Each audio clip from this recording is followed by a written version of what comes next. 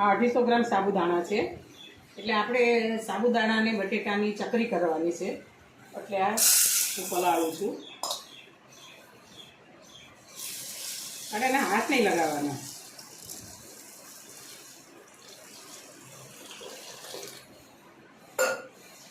આપણે આ સાબુદાણા પલાળી દીધા છે.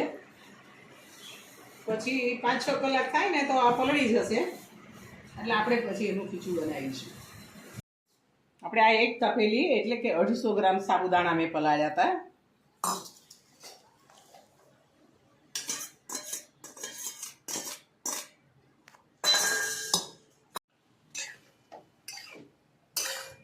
પછી બોલું છું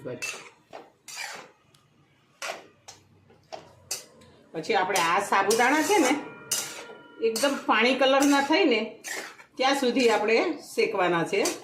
અને પછી અંદર જે મસાલો નાખવાનો છે એ હમણાં હું બતાવું છું તમને. એ ઠંડુ થાય પછી આપણે માવો આ બધો મશીનમાં ભરી અને ચકરી પાડવાની છે. તો આ પાણી કલર ના થઈ જાય ને પછી બધો મસાલો આપણે કરીએ અંદર. આ સાબુદાણા બફાઈ ગયા છે.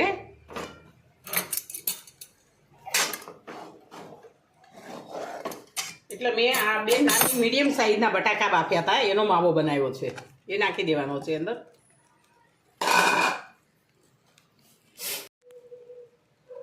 નમક નાખવાનું છે આપણે સ્વાદ મુજબ. આ ગ્રીન મરચું છે.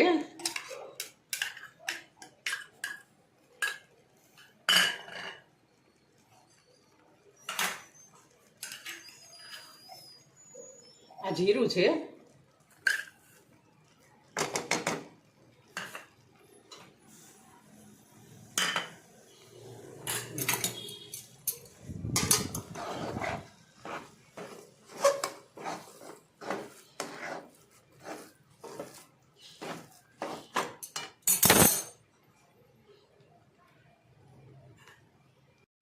આ લીંબુનો રસ છે કે આપણી ચકરી વ્હાઈટ થાય.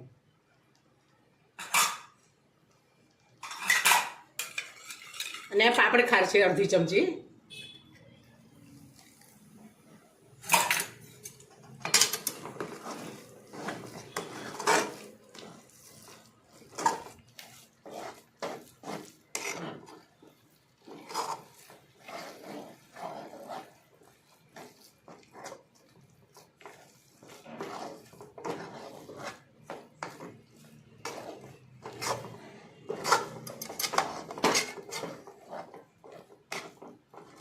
ચલો આપણો મસાલો હવે મિક્સ થઈ ગયો છે.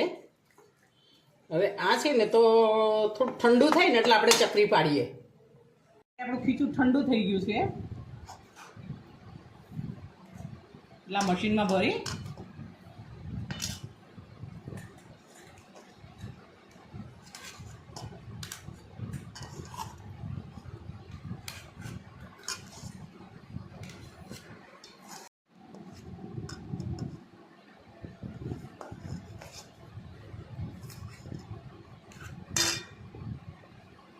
મશીન ભરાઈ ગયું છે.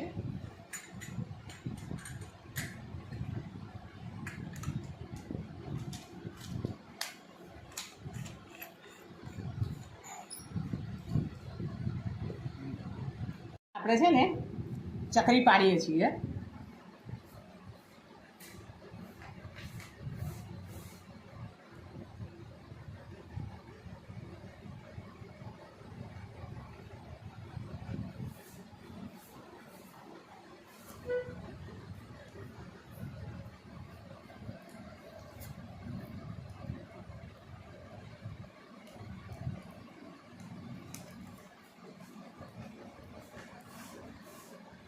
આપણે પછી આમ લાઈનથી પાડવી ને તો પણ પાડી શકાય છે.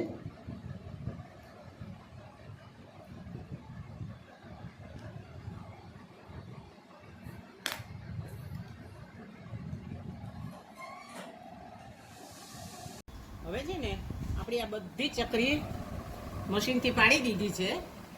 સુકાશે એટલે ફેરવી નાખીશું, ડબ્બામાં ભરી લેવાની. આપણી ચકરી તૈયાર.